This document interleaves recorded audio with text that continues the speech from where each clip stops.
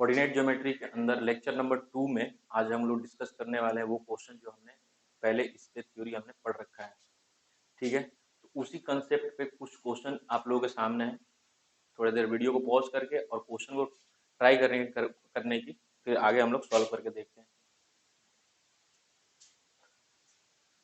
तो पहला क्वेश्चन क्या हमसे बोल रहा है, if the coordinate and abscissa of a point k 3k minus 6 are equal, then the value of k is, यानी कि यदि एक बिंदु k, 3k-6 की कोटि और भुज बराबर है तो k का मान हमको ज्ञात करना है।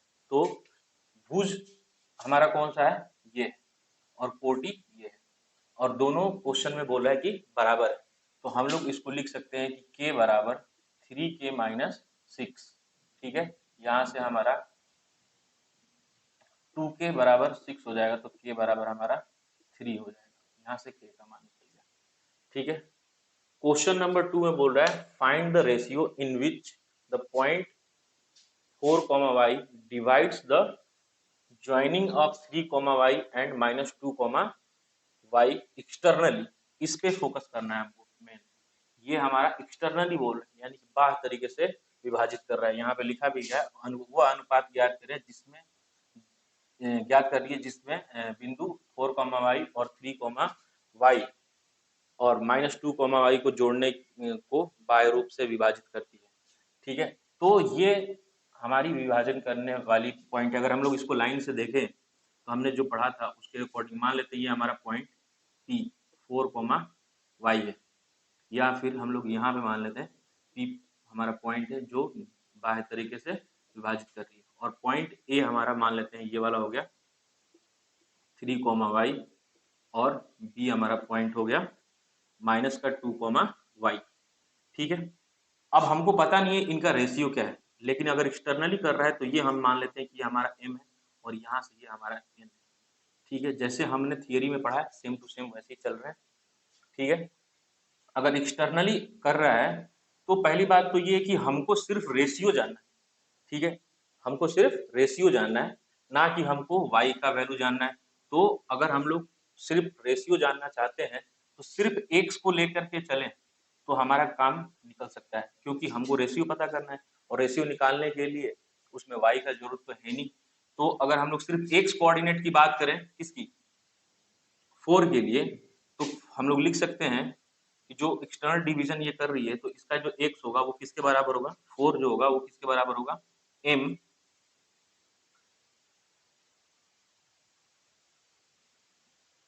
3m माइनस का सॉरी ये हो जाएगा माइनस का 2m माइनस का 3n अपॉन में m माइनस n। ठीक है, कैसे, ये वाला हमारा मल्टीप्लिकेशन करेगा किसके साथ, इसके साथ।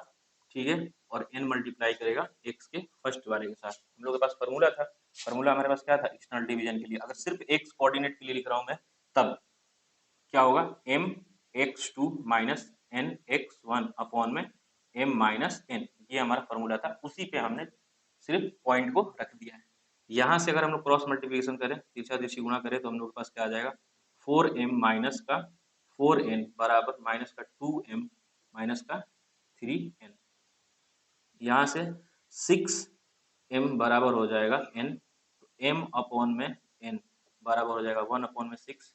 यानी कि अगर सिर्फ रेशियो की बात करें हम लोग तो रेशियो हो जाएगा m/n, यानी कि 1:6 में इसको विभाजित करेंगे। ठीक है, ये अगर हमारा 1 है तो ये हमारा कितना हो जाएगा, 6 हो जाएगा।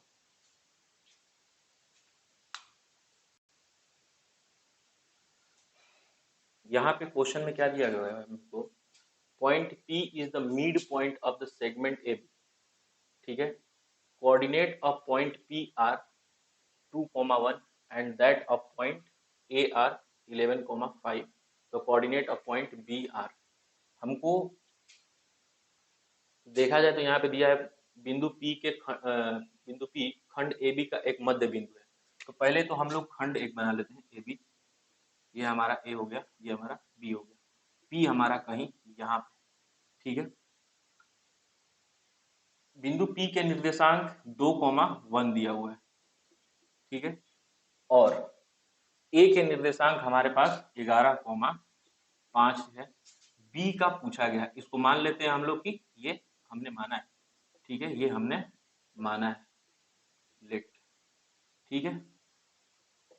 अब अगर ये बात कर रहा है मध्य बिंदु की, तो इसका मतलब क्या है कि ये रेशियो जो होगा वो बराबर बराबर का होगा, ठीक है ना।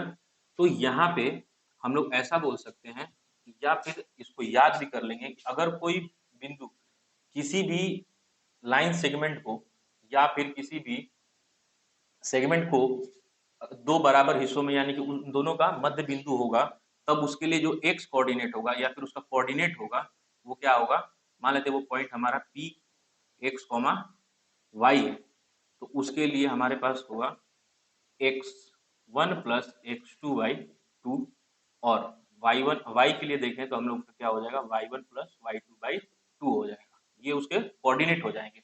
तो इसी फॉर्मूला से या इसी बेसिक अंडरस्टैंडिंग के साथ हम लोग यहाँ पे चले तो हम लोग क्या मिलेगा कि 2 बराबर क्या हो जाएगा, यानी कि x कोऑर्डिनेट की बात हो रही है, तो यहाँ पे इन दोनों का x हमारे पास ये है, ठीक है।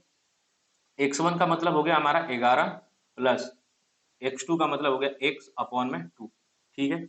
यहां से हम लोगों को क्या मिलेगा, x बराबर, यहां से मिल जाएगा हमको x का वैल्यू -7, ठीक है। वैसे ही अगर हम लोग लगाएं y के लिए, यानी कि 1 बराबर क्या हो जाएगा हमारा 5 प्लस y/2, क्योंकि ये मिड पॉइंट है। मिड पॉइंट का मतलब मैंने आप लोगों को समझा दिया कि मिड पॉइंट हम लोग कैसे निकालते हैं किसी भी रेखाखंड का, ठीक है। तो यहाँ से हमारे पास कितना हो जाएगा y का वैल्यू 2 बराबर 5 प्लस वाई, तो y हमारा हो जाएगा -3, ठीक है। तो ये हमारे मिड पॉइंट दिए हुए थे, और ये हमारा एक पॉइंट दिया हुआ था, दूसरा पॉइंट हमको निकालना था, तो यहाँ से हमने इसका पॉइंट निकाल लिया, और ये पॉइंट क्या होगा -7 -3, ठीक है। आगे हम लोग अब नए थ्योरी की तरफ चल रहे हैं, नए टॉपिक की तरफ चल रहे हैं। इसी चैप्टर के अंदर लेक्चर 2 हम लोग अभी पढ़ रहे हैं। लेक्चर 2 के अंदर अभी जो हमने लेक्चर 1 में जो थ्योरी पढ़ा था उससे उससे रिलेटेड जितने भी क्वेश्चन थे वो हमने कर लिए हैं। अब लेक्चर 2 में ही हम लोग अब देखेंगे कि जो नए जो थ्योरी अभी हम लोग पढ़ने वाले हैं उसके बारे में समझेंगे थोड़ी सी, ठीक है। फिर क्वेश्चन हम लोग करेंगे उस पर, और ऐसे ही हम लोगों का चलता रहेगा, यही हमारा प्रोसेस है। पहले थ्योरी पढ़ेंगे, उसके बाद उससे रिलेटेड जितने क्वेश्चन हम कर सकते हैं वो करेंगे क्लास के अंदर, ठीक है। और जिसको लग रहा है कि नहीं कोई क्वेश्चन पूछना चाहिए तो वो कमेंट कर सकता है हमको, ठीक है, इसी चैनल पे, बाकी हम लोग सॉल्यूशन प्रोवाइड कर देंगे। अगला टॉपिक हम लोग देख रहे हैं स्लोप, यानी कि ढाल, ठीक है। इसमें क्या लिखा गया है, अगर थ्योरी हम लोग समझे तो, if a line makes an angle theta with positive x-axis, then tangent of that angle is called slope of a line and it is denoted by m, ठीक है। यदि कोई रेखा धनात्मक एक्स एक्सिस के साथ, ठीक है, अगर हम लोग बात करें, ये हमारा हो गया धनात्मक एक्स एक्सिस, जब भी कोई कोण बनता है, ठीक है, वो हमेशा पॉजिटिव एक्स एक्सिस के साथ ही कोण बनता है, ठीक है, यानी कि धनात्मक एक्स एक्सिस के साथ कोण बनता है। अगर इस लाइन ने एक्स एक्सिस के साथ कोई कोण बना लिया थीटा, ठीक है, और इस थीटा का अगर हम लोग क्या ले लें, टैन ले लें, यानी कि टेंजेंट ले लें, यानी कि टैन थीटा ले लें, तो वो हमारा होता है ढाल, ठीक है। तो जो हम लोग ढाल बोल रहे हैं उसको डिनोट किससे करते हैं, एम से, और वो किसके बराबर होता है, इस एंगल का टैन ले लेते हैं तो हमारा क्या होता है, ढाल निकल के आ जाता है, ठीक है। अगर हमारे पास दो बिंदु दी होती, ठीक है, जैसे पॉइंट ए दिया हुआ है x1 y1, ठीक है, और पॉइंट बी दिया गया हुआ है x2 y2, इसके लिए अगर हम लोग को ढाल निकालना, इसको बोला जाता है पॉइंट फॉर्म, ठीक है। यहाँ पे एंगल फॉर्मेट में है, यहाँ पे पॉइंट फॉर्मेट में। अगर इससे अगर हम लोगों को क्या निकालना हो, ढाल निकालना हो, तभी भी हम लोग निकाल सकते हैं। अब यहाँ पे जो हमारा m निकल के आएगा वो आएगा y2 माइनस y1 अपॉन में x2 माइनस x1, ठीक है। क्यों, क्योंकि जब हम लोग tan थीटा लेते हैं, tan की अगर हम लोग बात कर रहे हैं tan थीटा की, तो अगर ये मान लेते हैं ये पॉइंट हमारा, या फिर ऐसे एक मान लेते हैं हम लोग के पास एक लाइन यहाँ पे, इसका कोऑर्डिनेट यहाँ पे x1 y1 है, ठीक है, और यहाँ पे x2 y2 है, तो ये भी तो कोई पॉजिटिव एक्स एक्सिस के साथ कोण बना रहा है, मान लेते हैं वो थीटा बना रहा है या थीटा 1 बना रहा है, ठीक है ना।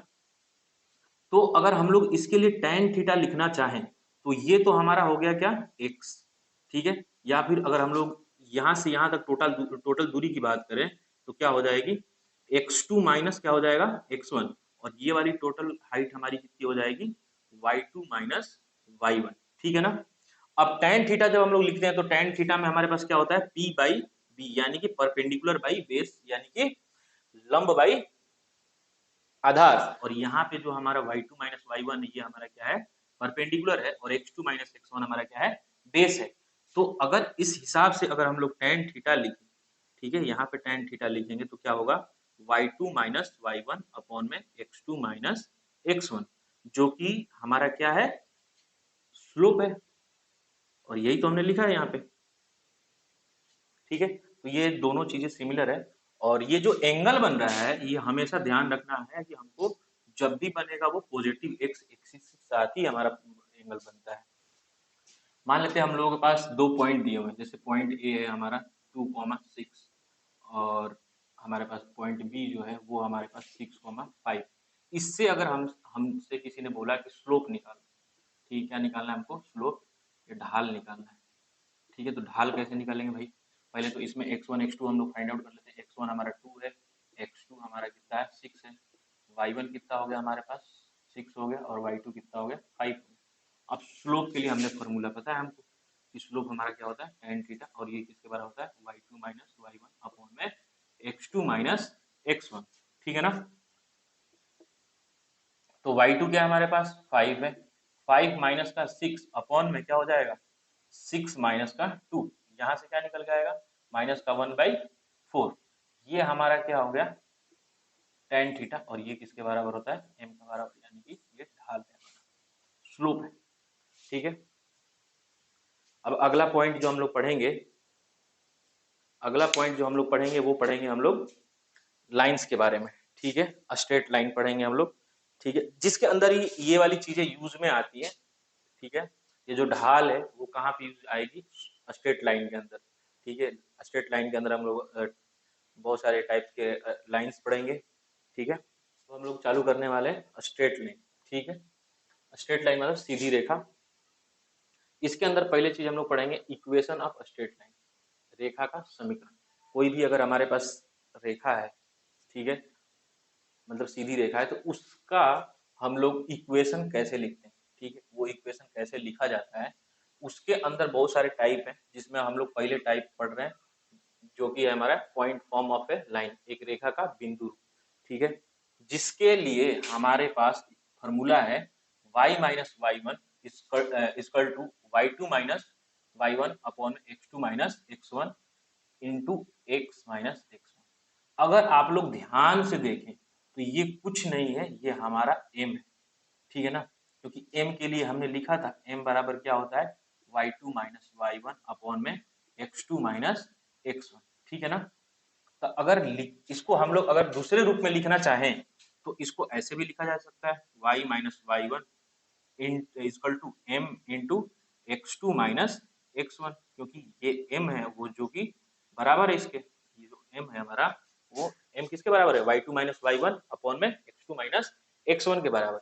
इसी पे अगर एक छोटा सा क्वेश्चन हम लोग देखें, अगर हमसे किसी ने स्ट्रेट लाइन का इक्वेशन पूछ लिया, दो पॉइंट देकर, पॉइंट फॉर्म की बात करें तो सिर्फ पॉइंट से ही हम लोग लाइन की इक्वेशन लिखेंगे। जैसे कि हमारे पास कोई पॉइंट है, मान लेते हैं एक पॉइंट है हमारे पास, एक पॉइंट है हमारे पास 1,2 और दूसरा जो पॉइंट है वो हमारे पास है 3,4, ठीक है। इससे हम लोग कैसे इक्वेशन लिखेंगे लाइन की, तो हमारे पास ये जो इक्वेशन है लिखने का वो फॉर्मूला कौन सा है y माइनस वाई वन, और यहाँ पे y1 हमारा क्या है भाई, तो y1 हमारे पास 2 है, तो ये 2 equal to y2 minus y1, y2 हमारे पास ये है, ये y2 है हमारा, तो यानी कि 4 माइनस y1 ये 2 अपॉन में x2 ये हो गया 3 माइनस x1 ये हो गया 1 इंटू x माइनस x1, ठीक है। x माइनस x1 हमारे पास 1 है हमारा x1 तो, ठीक है। तो यहाँ से हमको कितना मिल जाएगा y minus 2 equal to 2 upon में 2 इंटू एक्स माइनस 1, यहाँ से कैंसिल होने के बाद y माइनस 2 इक्वल टू क्या आ जाएगा x माइनस का 1। यहाँ से अगर हम लोग देखें तो y माइनस का x बराबर कितना हो जाएगा 1 के बराबर।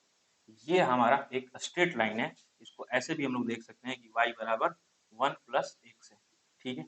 ये इसको हम लोग बोल सकते हैं इक्वेशन इन टू वेरिएबल है, और जो इक्वेशन हम टू वेरिएबल पढ़ते हैं उसमें भी जो हमारा इक्वेशन बन के आता है वो एक स्ट्रेट लाइन का ही इक्वेशन निकल के आता है, ठीक है। तो अगर हमारे पास 2 पॉइंट दिए रहेंगे तो उससे हम लोग क्या निकाल सकते हैं, स्लोप निकाल सकते हैं। स्लोप निकालने के बाद उससे हम लोग एक स्ट्रेट लाइन की इक्वेशन भी लिख सकते हैं, ठीक है। और ऐसे फॉर्मेट को हम लोग कौन सा फॉर्मेट बोलते हैं, point form of a line, ठीक है।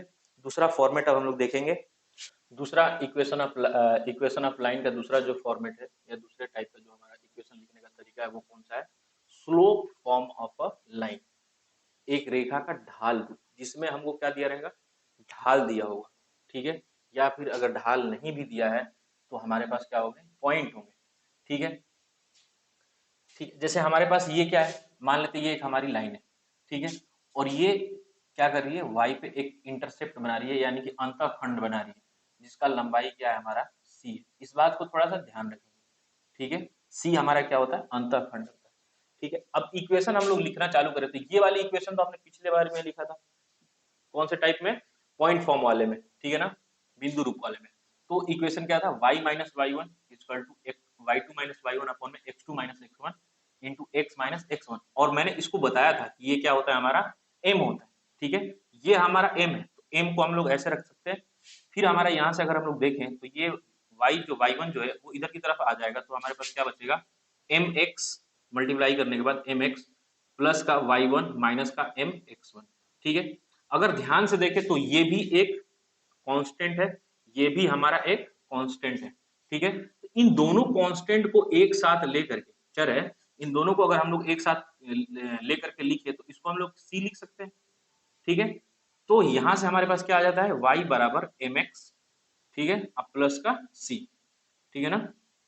ये y और x हमारे क्या है, वेरिएबल है, और यहाँ पे c क्या हो गया, हमारा एक कांस्टेंट की तरह काम करने लग गया।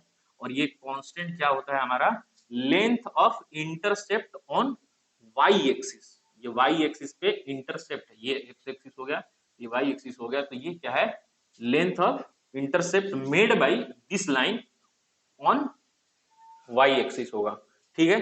y अक्ष पर काटा गया अंतःखंड है हमारा c, ठीक है ना। जैसे कि अगर हम लोगों को, अगर किसी ने क्वेश्चन दिया, ऐसे चलो क्वेश्चन हम लोग करेंगे इसके आधार पे, ठीक है। तीसरा जो हमारा फॉर्मेट है वो कौन सा है, intercept form of a line, एक रेखा का अंतःखंड रूप, ठीक है। अगर हम लोग देखें कोई लाइन है, ठीक है, वो एक्स और वाई दोनों को कट करके जा रही है, ठीक है ना। तो वो एक्स एक्सिस पे कुछ इंटरसेप्ट यानी कि कुछ अंतःखंड बना रही है, मान लेते हैं वो हमारा क्या हो गया, ए, तो इसको हम लोग इसका पॉइंट क्या रख सकते हैं, ए कोमा जीरो। ये हमारा क्या हो गया, ये यहाँ से लेकर के यहाँ तक बी हो गया, इसको हम लोग बोल सकते हैं जीरो कोमा बी। अच्छा, एक्स एक्सिस पे वाई क्या होता है, जीरो होता है, वाई एक्सिस पे एक्स क्या होता है, जीरो होता है। तो यहाँ पे जब हम लोग बात कर रहे हैं, यहाँ पे जब हम लोग बात कर रहे हैं तो ये तो एक्स एक्सिस है, ठीक है। तो यहाँ पे वाई क्या हो जाएगा, जीरो, ठीक है। ये हमारा क्या है, वाई एक्सिस है, इसलिए हमारा यहाँ पे एक्स क्या हो जाएगा, जीरो। अब कोई लाइन इंटरसेप्ट बना रही है यहाँ पे, तो इस फॉर्मेट में अगर हम लोगों को लिखना हो कि इस लाइन का इक्वेशन क्या होगा, तो हम लोग देखना चाहते हैं कि कैसे लिखेंगे। तो ये हमारा ए क्या है, एक्स अक्ष के अंतःखंड की लंबाई, यानी कि length of intercept on x axis. वैसे ही बी क्या है हमारा, length of intercept on y axis, यानी कि वाई अक्ष के अंतःखंड की लंबाई, ठीक है। अगर इक्वेशन हम लोग लिखना चाहें, अच्छा यहाँ पे ये हमारा परपेंडिकुलर 90 डिग्री का कोण बनता है, क्योंकि हमारा ये एक्स एक्सिस है और ये हमारा वाई एक्सिस है। तो यहाँ पे हम लोग पाइथागोरस लगाएंगे, पाइथागोरस थ्योरम, तो यहाँ पे क्या निकल के आ जाएगा हमारा, अंडर रूट में ए स्क्वायर प्लस का बी स्क्वायर, यानी कि दोनों दोनों अक्ष के बीच की जो दूरी होगी, ठीक है ना, दोनों अक्ष के बीच की जो दूरी होगी वो क्या हो जाएगी, अंडर रूट में ए स्क्वायर प्लस बी स्क्वायर, ठीक है ना। ये दोनों अक्ष के बीच की दूरी है, यहाँ पे लिख सकते हो दोनों अक्ष के बीच की दूरी, ठीक है, ये हमारे दोनों अक्ष की बीच की दूरी होगी, यानी कि डिस्टेंस बिटवीन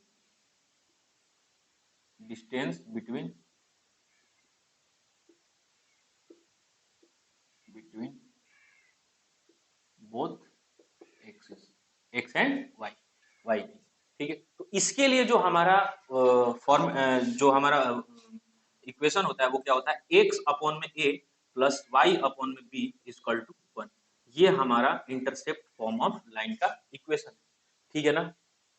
जैसे कि अगर तुमसे किसी ने बोल दिया कि कोई हमारे पास लाइन है, या फिर कोई लाइन है जो कि एक्स एक्सिस पे इंटरसेप्ट मार रही है, वो हमारे पास है 4, ठीक है, और वाई पे जो इंटरसेप्ट मार रही है वो 3,5 है, उसका इक्वेशन क्या होगा, ठीक है ना। 5 तो हो नहीं सकता क्योंकि वाई पे इंटरसेप्ट है, सॉरी वाई पे इंटरसेप्ट है तो एक्स तो 0 होगा, तो 0,5 मान लेते हैं, ठीक है ना। इसके लिए इक्वेशन कुछ नहीं करना है हमको, सिर्फ एक्स अपॉन में ए रखना है। ए हमारा क्या होगा, इंटरसेप्ट होगा एक्स एक्सिस पे, और एक्स एक्सिस पे इंटरसेप्ट कितना है, 4 है। और वाई पे अगर हम लोग देखें तो वाई अब बटे में क्या हो जाएगा, वाई पे इंटरसेप्ट क्या है हमारा 5 है, तो ये हमारा इक्वेशन है लाइन का, ठीक है ना। इससे रिलेटेड कुछ क्वेश्चन हम लोग करेंगे नेक्स्ट लेक्चर में, ठीक है, और जितने भी हमने कंसेप्ट पढ़े उस पर भी, ठीक है। और एक चीज मैं बताना चाहूंगा कि हमारे पास अगर दो लाइनें, कैसी हैं, दो लाइनें हमारे पास हैं, दो लाइन है, लाइन 1 बोल देता हूं मैं, इसका जो स्लोप है वो हमने बोल दिया m1 है, लाइन 1 का स्लोप कितना है, m1 है। और दूसरी लाइन है हमारे पास L2 जिसकी लंबाई सॉरी उसका स्लोप क्या है, m2 है। अगर ये दोनों क्या हो जाए, पैरेलल हो जाए, क्या हो जाए, यहां पे लिख सकते हैं हम लोग, if L1 and L2 are parallel, ठीक है, पैरेलल, देन क्या होगा, m1 इक्वल टू क्या हो जाएगा, m2, ठीक है, m1 इक्वल टू क्या हो जाएगा, m2। और अगर यहाँ पे हिंदी में अगर लिखना चाहें तो हम लोग लिख सकते हैं, यदि L1 और L2 क्या हो जाए, समांतर हो जाए, समांतर हो, तो जो इनका जो स्लोप होगा वो m1 बराबर क्या हो जाएगा, m2, ठीक है। और यही अगर एक दूसरे के क्या हो जाए, लंब हो जाए, ठीक है, if L1 and L2 are perpendicular, then क्या होगा, L1 और L2 क्या हो जाए, एक दूसरे के लंब हो जाए, ठीक है, तब हमारा क्या होगा, m1 into m2 equal to हो जाएगा -1। ये बहुत ही ज्यादा याद रखने वाली चीज है, ठीक है ना। ये बहुत गौर से ध्यान में रखना, दिमाग में एकदम रखना इसको हमेशा, ठीक है, कि जब भी दो लाइनें एक दूसरे के पैरेलल होती है, ठीक है, तो उनका जो स्लोप होता है, ठीक है, जो उनका ढाल होता है वो क्या होता है, बराबर होता है। अगर दो लाइनें एक दूसरे के लंब होती है, परपेंडिकुलर होती है, तब उनका जो स्लोप है, उनका गुणनफल, ठीक है, जो प्रोडक्ट है उनका, वो क्या निकल के आएगा, -1 के बराबर होगा। और यहां से हम लोग बोल सकते हैं कि m1 m2 बराबर है -1 के, तो m1 इक्वल टू हम लोग बोल सकते हैं, m1 इक्वल टू क्या हो जाएगा, -1/m2, ठीक है। ये एक रिलेशन है m1 और m2, यानी कि दो स्लोप, दो लाइनों के स्लोप के बीच का रिलेशन है। कंडीशन क्या है, जब दोनों एक दूसरे के पैरेलल होगी तब m1 बराबर हो जाएगा m2 के, और जब दो लाइनें एक दूसरे के परपेंडिकुलर हो जाएंगी तब m1 और m2, ठीक है, वो किसके बराबर हो जाएगा, -1 के बराबर हो जाएगा। आई होप कि आपको अभी तक जो पढ़ाया है मैंने वो अच्छे समझ में आया होगा, और जो चीजें मैंने लिखवाई है यहाँ पे थियरी के रूप में उसको बहुत अच्छे से मेमोराइज करें, और हमेशा इसको रिवीजन में डालते रहें, ताकि जब भी हम लोग यहाँ पे क्वेश्चन करें तो दिक्कत ना आए, जब भी हम लोग लेक्चर ले यहाँ पे तो कोई भी दिक्कत आपको ना आए, ठीक है। अगले लेक्चर में हम लोग इससे रिलेटेड जितने भी हमने किए हैं कंसेप्ट यहाँ पे, उससे रिलेटेड हम लोग क्वेश्चन करेंगे, ठीक है, और आगे की तरफ बढ़ेंगे। Thank you.